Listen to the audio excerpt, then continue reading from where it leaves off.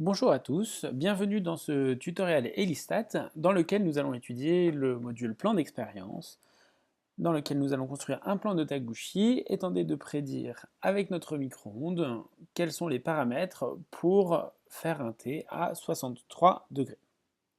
Pour construire le plan d'expérience, il faut tout d'abord entrer le nom des facteurs. Nous aurons ainsi la puissance, le temps de chauffe, le type de bol, le type de liquide, la position et la couleur de la tasse que nous allons utiliser. Une fois les facteurs remplis, il faut indiquer les niveaux de chacun des facteurs, pour la puissance entre 80 et 100, le temps entre 60 secondes et 120 secondes, le type de tasse soit un bol, soit une tasse. Nous utiliserons soit de l'eau, soit du lait, la position donc soit au centre, soit au bord, et enfin la couleur soit blanc, soit noir. Une fois les facteurs enregistrés, Elistat vous proposera le plan le plus adapté. Ici, une table L16 de résolution 4 qui est tout à fait adaptée à notre problème. Pour écrire le plan, cliquez sur Écrire le plan et Elistat vous proposera les essais à réaliser dans le tableur. Dans le cadre de ce plan d'expérience, nous avons déjà enregistré les essais. Donc, nous les copions sur le tableur. Et nous avons réalisé pour chaque configuration 2 essais.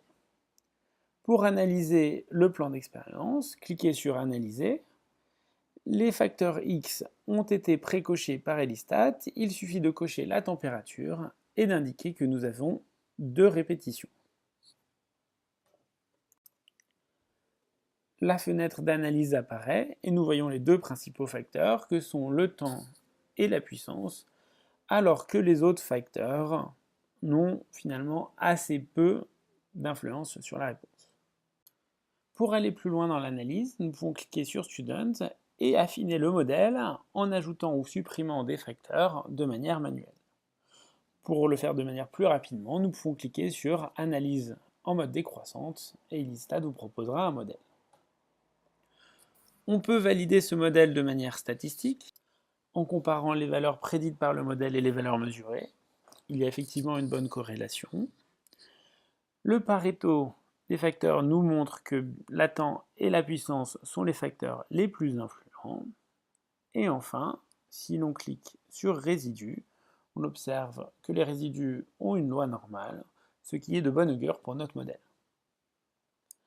Pour valider complètement notre modèle, il faut retourner dans Prévision et réaliser des essais qui n'ont jamais été encore réalisés pour voir la qualité de la prédiction. Le premier essai que nous allons réaliser, l'essai au centre, dans lequel le temps et la puissance sont à 90, tandis que les autres facteurs sont au niveau 1. Cet essai a déjà été réalisé, et nous avions obtenu une température de 51 degrés. Nous rentrons 51 degrés, et nous voyons que la prédiction est plutôt correcte, avec une erreur de 6,7% à peu près 1 sigma de résidu, ce qui est tout à fait normal. Notre modèle étant validé par l'essai au centre, nous pouvons l'utiliser pour prédire comment nous pourrions obtenir un T à 63 degrés. Cliquez sur Cibler et Elistat vous propose une configuration de votre micro-ondes permettant d'obtenir 60.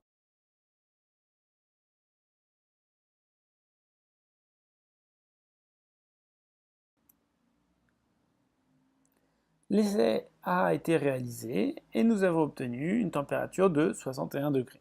Nous entrons donc 61 degrés et nous voyons que le modèle est tout à fait prédit. Une erreur de moins de 5%, ce qui est très bien pour ce type de plan.